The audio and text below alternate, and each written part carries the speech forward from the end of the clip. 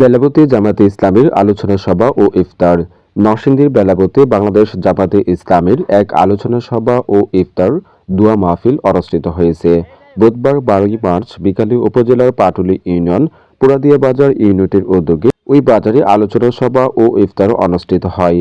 আলোচনা সভা ও ইফতার মাহফিলে প্রধান অতিথি হিসেবে উপস্থিত ছিলেন বাংলাদেশ জামাতে ইসলামের বেলাবু উপজেলা আমির মোহাম্মদ জহুরুল ইসলাম, বাংলাদেশ জামাতে ইসলামী বেলাবু উপজেলা কর্মপরিষদের সদস্য আতিকুর রহমানের সভাপতিত্বে ও জামাতে ইসলামী বেলাবু উপজেলার সেক্রেটারি মোহাম্মদ সোহরাব হোসেনের সঞ্চালনায় এই সময় অন্যান্যদের মধ্যে উপস্থিত ছিলেন শ্রমিক কল্যাণ ফেডারেশন বেলাবু উপজেলা শাখার সভাপতি মোহাম্মদ নূর আলম সিদ্দিকী, বাংলাদেশ ছাত্র শিবির বেলাবু উপজেলা শাখার সভাপতি সামির আহমেদ, উপজেলা ছাত্র শিবিরের সাবেক সভাপতি শহীদ আলম, জামাতে ইসলামী পাটুলী ইউনিয়নের সভাপতি আনোয়ার হোসেন, সাধারণ সম্পাদক আনোয়ার হোসেন সহ প্রমুখ। এছাড়াও জামাতে ইসলামীর স্থানীয় নেতাকর্মী, সমর্থক সহ বিভিন্ন শ্রেণী পেশার মানুষ আলোচনা সভা ও ইফতার মাহফিলে অংশ নেন। আলোচনা শেষে ইফতারের পূর্বক্ষণে উপস্থিত সকলের অংশগ্রহণে দেশ ও মুসলিম জাহানের শান্তি কামনায় দোয়া করা হয়। আল্লাহ তাবারক ওয়া তাআলা বলছেন যে আমি যদি তোমাদেরকে জমিনের উপরে রাষ্ট্র ক্ষমতা দিই তাইলে তোমরা 4টি কাজ করবে। 1 নম্বর কাজ হচ্ছে নামাজ কায়েম করবে, যাকাত আদায় করবে, সৎ কাজের আদেশ দিবে এবং বদ কাজের বাধা দিবে, অসৎ কাজের বাধা দিবে। আমাদের সমাজে যে অসৎ কাজ চলছে, মানে রমজানের দিন রোজা না রাখাটা অসৎ কাজ, এটা ঠিক না? যদি এটা ঠিক হয় তাহলে আমরা এটা বাধা দিতে পারছি না, তার জন্য আমাদের ক্ষমতা নাই। প্রথম শর্ত হচ্ছে আল্লাযীনা ইন মাক্কান্নাহুম ফিল আরদি, আমি যখন তোমাদেরকে জমিনের উপরে রাষ্ট্র ক্ষমতা দেব তখন তোমরা এই কাজগুলি করবে, বদ কাজের বাধা দিবে। শক্তি থাকলে কোথাও শক্তি ছাড়া হইব না।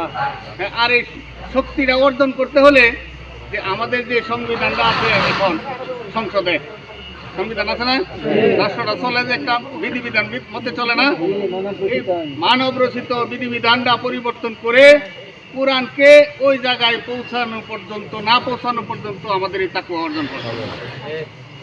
এই তাকওয়াটা অর্জন করতে হলে কোরআন লাগবে, কোরআন দিয়ে চালাইতে হবে দেশ, এবং দেশ চালাইতে হবে সৎ লোকে। দুর্নীতিবাদ, চুর, ডাকাত রাহাজানি করে, চিন্তায় করে, শিশু দর্শন করে, মারে দর্শন করে, প্রেগনেন্ট মহিলাকে দর্শন করেছে সেদিন, এই যে শুরু করছে আমাদের সমাজে চলছে, এগুলি বাধা দিতে হলে আপনার হাতে শক্তি থাকতে হবে। আর এই শক্তিটা হতে হবে রাষ্ট্রীয় শক্তি। রাষ্ট্র শক্তি যদি আপনার না থাকে, আপনাকে বাইন্দা রাখিয়ে আমনে ছায়া থাকবে, তারপরে দর্শন করবে, তারপরে চুরি করবে, তারপরে ডাকাতি করবে, তারপরে রাহাজানি করবে, তার কিচ্ছু করতে পারবেন না আপনি, আমিও কিছু করতে পারবো না, তার কারণে ক্ষমতা আমার নাই।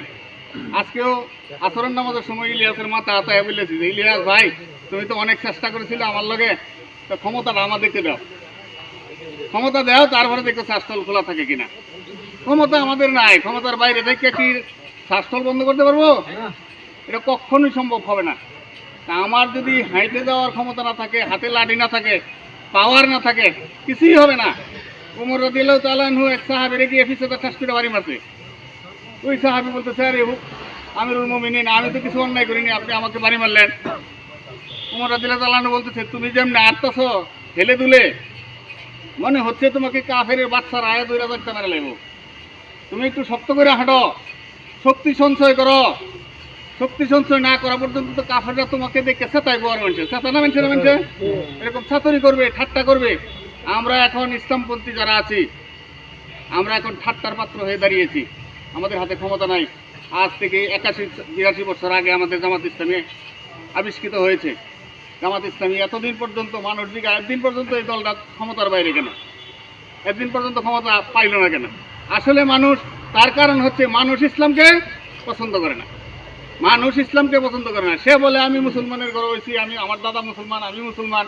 কিন্তু আসলে কে দেখেন, যে ব্যক্তি শ্বাসতলে চা বেছে, এই ব্যক্তি রোজা থাকে, রোজা থাকে খাওয়াইব, তাইলে রোজা যে ব্যক্তি থাকে না, এতগুলি বক্তারা বললো রোজা রাখা ফরজ, রোজা রাখা ফরজ করা হয়েছে, যে ব্যক্তি ফরজ না করে সে ব্যক্তি মুসলমান থাকে? হ্যাঁ, মুসলমানের ঘর হইলেই মুসলমান থাকবো, ডাক্তারের ঘর হইলে ডাক্তার হয়। আমি খলিফা, আমার ভূত একটাও খলিফাগিরি করে না, খলিফা হইতে পারবো?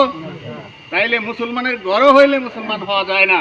মুসলমান থাকিয়া ইসলামের বিধান মানবে না, সে ব্যক্তি মুসলমান থাকবে না, অ্যাকচুয়ালি থাকবে না। আর এই বিধান, সবচেয়ে বড় বিধান হচ্ছে আল্লাহর জমিনে আল্লাহর দিন কায়েম করা, যেটা আতিফ ভাই বলেছেন। আমরা আল্লাহর জমিনে আল্লাহর দিন কায়েম করার জন্য 1941 সাল থেকে জামাত ইসলামী চেষ্টা চালিয়ে যাচ্ছে। আমি উদাত্ত আহ্বান জানাচ্ছি আপনাদেরকে, সকলে মিলে এখনই সময়, এখনই সুযোগ, আল্লাহ সুযোগ করে দিয়েছেন, এই সুযোগকে কাজে লাগান, নয়তো আবার যে কত বছর পরে যাবেন এটার কোনো হিসাব কিতাব আল্লাহ জানে।